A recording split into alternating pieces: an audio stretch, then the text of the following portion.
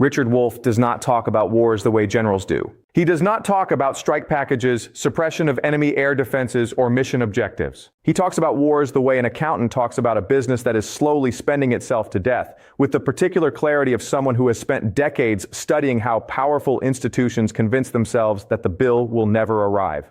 The bill, Wolff says, is arriving right now. And the Strait of Hormuz is where it is being delivered. Wolff is a professor emeritus of economics at the University of Massachusetts Amherst, the founder of Democracy at Work, and one of the most widely followed economic commentators in the United States. He is not a foreign policy analyst. He is not a military strategist. He is an economist who studies the relationship between how societies organize their resources and what happens to them when they stop doing it wisely. And his argument about America's Iran campaign is not primarily about the bombs or the missiles or the body count. It is about the ledger. It is about what this operation costs, where the money comes from, what it fails to build, and what history consistently tells us happens to powerful nations that choose this path. His claim is not a small one. He says Iran could be the grave of American global power. Not because Iran is stronger than the United States militarily, but because the United States is weaker economically than it has been willing to admit, and because wars fought from a position of economic weakness do not strengthen the countries that fight them. They accelerate the decline that was already quietly underway. That is an argument that deserves to be taken seriously. And the facts of what has happened since February 28, 2026 give it more weight than Washington is currently comfortable discussing. Let us start with the history, because Wolff always starts with the history, and because history is exactly the part that real-time news coverage most reliably skips. The pattern Wolff describes is not unique to America. It is a recurring feature of imperial overreach that cuts across civilizations and centuries. The Roman Empire did not collapse because an external enemy was stronger than its legions. It collapsed in significant part because the cost of maintaining those legions across an increasingly vast frontier exceeded what the Roman economy could sustainably produce. Military spending, unlike investment in roads, aqueducts, or agriculture, does not generate returns. It consumes resources without producing new ones. When that consumption becomes structural, when a society organizes itself around permanent military expenditure, the underlying productive economy begins to erode beneath the spectacle of military strength. The British Empire offers the more modern version of this story, and it is the version most directly relevant to what is happening now. Britain emerged from the Second World War as a military victor and an economic casualty. The war had consumed the financial reserves that underwrote British imperial power. Within a decade, Britain was forced to withdraw from India, from Palestine, from its position east of Suez. The Suez Crisis of 1956 was the moment the world understood what had actually happened. Britain tried to act like an empire and discovered, mid-operation, that it no longer had the economic foundation to sustain that posture. The United States, watching from Washington, told Britain to stand down. Britain did because it had no choice. That is what the end of imperial reach looks like from the inside. Not a single decisive defeat. A mid-operation discovery that the resources required are no longer there. The Soviet Union completed the same arc more rapidly and more visibly. Its invasion of Afghanistan in 1979 was intended as a swift stabilization of a neighboring country. It lasted 9 years. The economic cost of sustaining a military campaign against a determined force in difficult terrain, combined with the broader burden of Cold War military spending, contributed directly to the fiscal exhaustion that preceded the Soviet collapse in 1991. The Soviet Union did not lose a decisive battlefield engagement that ended its existence. It ran out of the economic energy required to sustain its global posture. The Afghan campaign was not the only cause. But it was the wound that would not close, draining resources the system could not replenish. Wolff's argument is that the United States is not immune to this pattern. It is, in fact, currently demonstrating it. Here is the economic reality of America's position as the Iran operation enters its 11th week. The United States national debt stands above $36 trillion. The federal government is running an annual deficit that requires continuous borrowing to sustain existing spending before a single dollar of new military campaign cost is added to the ledger. Interest payments on the national debt have now surpassed the entire defense budget as a line item in federal spending for the first time in American history. The country is, in plain terms, borrowing money to pay the interest on money it has already borrowed. Into this fiscal environment, the Iran operation arrived. The daily cost of a sustained American military campaign in the Middle East, including logistics, munitions replenishment, naval presence, air operations, and the support infrastructure that keeps all of it functional, runs into the hundreds of millions of dollars per day. The administration has not published a comprehensive cost figure for the operation. Independent defense economists have estimated that the first 10 weeks of the campaign have cost somewhere between $30 and $50 billion in direct military expenditure alone, not counting the downstream economic consequences that are harder to assign a single number to, but are far larger in their total impact on the American economy. Those downstream costs are where Wolff focuses his sharpest attention, and they are where the Iran operation's real damage to American power becomes most visible to anyone looking at the full picture. The Strait of Hormuz blockade is not a military setback. It is an economic weapon, and it is working exactly as Iran's planners designed it to work. Approximately 20% of the world's traded oil moves through the Strait of Hormuz. With that corridor disrupted by Iran's blockade posture, global energy prices have surged. American gasoline prices have climbed to levels that are registering directly in consumer spending, in Federal Reserve policy, and in presidential approval ratings that have now fallen into record low territory. But gasoline prices are only the most visible surface of a deeper economic transmission. Energy costs flow into every sector of the productive economy. They raise the cost of manufacturing, transport, agriculture, heating, and cooling. They generate inflation that erodes the purchasing power of wages. They create the kind of diffuse economic pain that is difficult to assign to a single policy decision in a newspaper headline, but is felt widely and remembered at election time.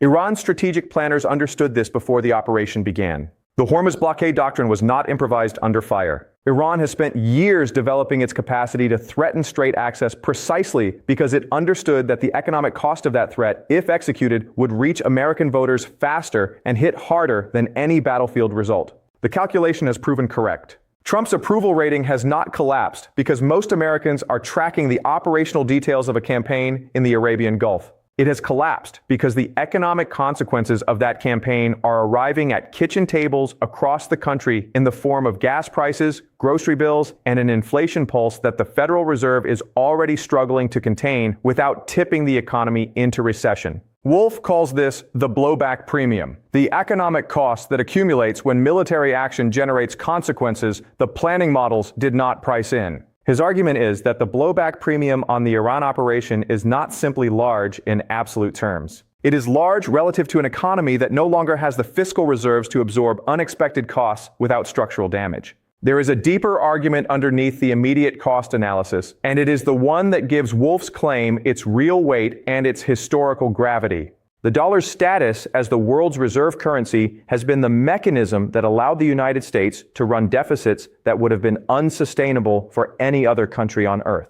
When the United States borrows money by issuing treasury bonds, the global demand for those bonds, sustained by the dollar's reserve currency role, has historically kept American borrowing costs low enough to make the deficits manageable. That mechanism is under pressure it has not experienced since the Bretton Woods system was established after World War II. The BRICS economies, Brazil, Russia, India, China, South Africa, and the expanding ring of countries seeking to join that bloc, have been actively building trade and financial architecture that reduces dependence on the dollar. Russia and China have settled an increasing share of their bilateral trade in currencies other than the dollar. Saudi Arabia has begun accepting payment for oil in non-dollar currencies for the first time in 50 years. The petrodollar arrangement, the foundational agreement that has anchored dollar reserve status since 1974, is loosening at its edges. It has not broken. But it is under deliberate, coordinated pressure from economies that collectively represent a majority of the world's population and a rapidly growing share of global economic output. Wolff's argument is that every military operation the United States undertakes that fails to produce the result it promised accelerates this process. It accelerates it because it raises questions in the finance ministries of countries that hold dollar reserves about the soundness of American strategic judgment. It accelerates it because it drives up American deficit spending and therefore the supply of treasury bonds requiring global absorption. And it accelerates it because it signals to the watching world that American power, and which ultimately rests on the productive capacity and fiscal credibility of the American economy, is being consumed faster than it is being renewed. The Iran operation has produced all three of those effects simultaneously. The strategic judgment questions are documented in the gap between the 6-week projection and the 11-week reality. The deficit impact is being added to a ledger already at structural risk. And the signal being sent to the world is being received and processed in exactly the way Wolff predicted it would be, as evidence of an empire managing constraints that were not visible a generation ago. Now consider what the money spent on this operation could have purchased domestically. Wolff insists this comparison always be made because it is the comparison that the military-industrial framing of American foreign policy consistently works to prevent people from making, between $30 and $50 billion in direct military expenditure over 10 weeks. That figure is enough to fund universal pre-kindergarten across the United States for 2 full years.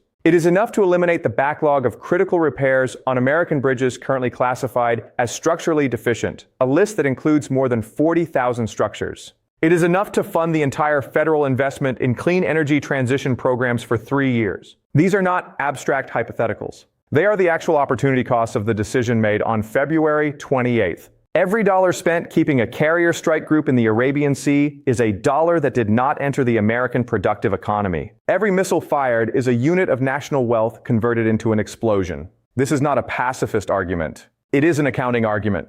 And it is the accounting argument that serious economists across the political spectrum have consistently made about the long-run cost of America's post-September 11th military posture. Brown University's Costs of War project has estimated that American military operations since 2001 have cost over $8 trillion when all costs are properly accounted for. Direct expenditure, long-term veteran care, debt service on borrowed war funding, and economic disruption. $8 trillion over 2 decades. The Iran operation is the latest entry in that ledger. And Wolff's point is that the country adding this entry is not the same country that opened the ledger in 2001. America's productive capacity relative to China has shifted profoundly over those 2 decades. America's share of global GDP has declined. China's has risen. America's manufacturing base has contracted. China's has expanded to become the world's largest. America's infrastructure has aged. China has built high-speed rail, deep-water ports, and fiber optic networks at a pace that has no American equivalent. America has been spending on military operations. China has been investing in productive capacity. And now, with the Iran operation burning through resources at a rate the fiscal position cannot comfortably absorb, the compounding difference between spending and investing is becoming impossible to paper over. What the rest of the world sees when it looks at the Strait of Hormuz today is a superpower that launched a military campaign it could not quickly conclude, triggered an economic blockade it cannot quickly lift without military escalation it cannot politically sustain, and is now flying its president to Beijing to ask a strategic competitor for diplomatic help in ending the conflict. That is not the image of a country at the peak of its global influence. It is the image of a country in transition, still the world's largest military spender by a considerable margin, still the issuer of the global reserve currency, still capable of projecting force anywhere on Earth, but managing visible constraints that were not present a generation ago, and managing them in public, in front of every government that is quietly updating its model of what American power can reliably deliver. Wolff does not say American power will collapse tomorrow. He has never traded in dramatic predictions calibrated for maximum impact. What he says, carefully, and with the weight of economic history behind every sentence, is that the conditions which have historically preceded the relative decline of dominant powers are present in the United States right now, and that the Iran operation is not separate from those conditions. It is a direct expression of them. It is a powerful country doing what powerful countries do when their underlying position is quietly weakening, spending on military action to reassert the dominance that economic fundamentals are steadily eroding. And that spending historically does not reverse the erosion. It accelerates it. The Roman legions could not be funded indefinitely when the Roman economy could no longer support them. The British fleet could not be maintained after the treasury that paid for it was spent. The Soviet army could not outlast an economy organized around military production at the expense of everything else. These are not ideological arguments. They are documented historical outcomes. And Wolff's argument is that the United States, if it continues on its current path, borrowing to fund military operations that do not achieve their stated objectives, absorbing the fiscal consequences of permanent war spending, resisting the domestic investment that productive economies require to remain competitive, will add its own chapter to that historical record. The Strait of Hormuz may not be the end of that story, but it may be the point in the story where the trajectory becomes unmistakable to anyone willing to look at it honestly. Not the grave of American power in the literal, immediate sense, but the place where the pattern became visible, where the gap between the official account and the underlying reality became wide enough that even the most optimistic reading of the balance sheet could not close it. Richard Wolff is not predicting an American collapse. He is reading a ledger, and right now, the ledger is telling a story that Washington has not yet found the language or the courage to tell itself. If this is a perspective you think more people need to hear, share it. Because the economic history of American military power is a conversation that is long overdue, and the Strait of Hormuz has just made it impossible to postpone.